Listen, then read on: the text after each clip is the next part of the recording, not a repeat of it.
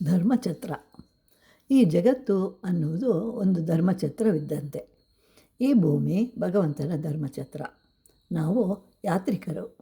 ನಿಸರ್ಗವು ನಮ್ಮನ್ನು ಈ ಲೋಕದಲ್ಲಿರುವಂತೆ ಮಾಡಿ ನಮಗೆ ಏನು ಬೇಕು ಅಂತ ತಿಳಿದುಕೊಂಡು ಅದೆಲ್ಲವನ್ನೂ ಕೊಟ್ಟಿರುವಳು. ಅದನ್ನು ಉಪಯೋಗಿಸಿಕೊಂಡು 4 ಜನರ ಜೊತೆಯಲ್ಲಿ ಮಾತನಾಡುತ್ತಾ ಸಂತೋಷದಿಂದ ಇರುವುದು. ಆದರೆ ಅದನ್ನು ಬಿಟ್ಟು ಇದು ನನ್ನದು, ಇದು ನನ್ನದಲ್ಲ ಅಂತ ಹೇಳಿ ಜಗಳವನ್ನು ಮಾಡ್ತಾ ಇರ್ತೇವೆ.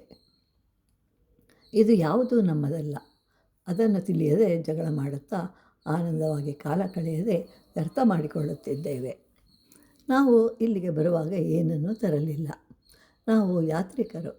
ನೋಡಲು ಬಂದಿರುವೆವು, ವಿಶ್ರಾಂತಿಯನ್ನು ಪಡೆದು ಹೋಗುವೆವು. ಇದು ಜಗತ್ತು. ಇಲ್ಲಿಗೆ ಯಾತ್ರಿಕರಂತೆ ಬಂದಿರುವೆವು. ಅದನ್ನು ಮರೆಯಬಾರದು. ನಾವು ಕೆಲಸಗಳನ್ನು ಮಾಡುತ್ತಾ ಇರಬೇಕು. ಯಾರ ಮುಂದೆಯೂ ಹೇಳುತ್ತಾ ಇರಬಾರದು. ಒಳ್ಳೆಯ ಕೆಲಸಗಳನ್ನು ಮಾಡಬೇಕು. ಆಗ ಆ ಕೆಲಸಗಳು ಜಗತ್ತಿಗೆ ತಿಳಿಯುತ್ತದೆ. ನಾವು ಏನಾದರೂ ಮಾಡಬೇಕೆಂದರೆ ಅದಕ್ಕೆ ಕಾರಣ ನಿಸರ್ಗ. ಸಹಾಯಕ್ಕಾಗಿ ಕೆಲವರು, ಪ್ರಾಣಿಗಳು, ಹೀಗೆ ಎಲ್ಲವೂ ಬೇಕು. ಹೀಗೆ ಎಲ್ಲವೂ ನಮಗೆ ಸಹಾಯ ಮಾಡಿರುವುದರಿಂದ ನಾವು ನಿಸರ್ಗಕ್ಕೆ ಧನ್ಯವಾದಗಳನ್ನು ಸಮರ್ಪಿಸಬೇಕು. ನಾವು ಈ ಜಗತ್ತಿಗೆ ಬರುವಾಗ ಏನನ್ನೂ ತರಲಿಲ್ಲ. ಹೋಗುವಾಗ ಏನೂ ತೆಗೆದುಕೊಂಡು ಹೋಗುವುದಿಲ್ಲ. ಇಲ್ಲಿಗೆ ಬಂದಾಗ ಸ್ವಚ್ಛವಾಗಿತ್ತು. ಹಾಗೆ ನಾವು ಹೋದ ಮೇಲೂ ಈ ಜಗತ್ತು ಸ್ವಚ್ಛವಾಗಿರಬೇಕು.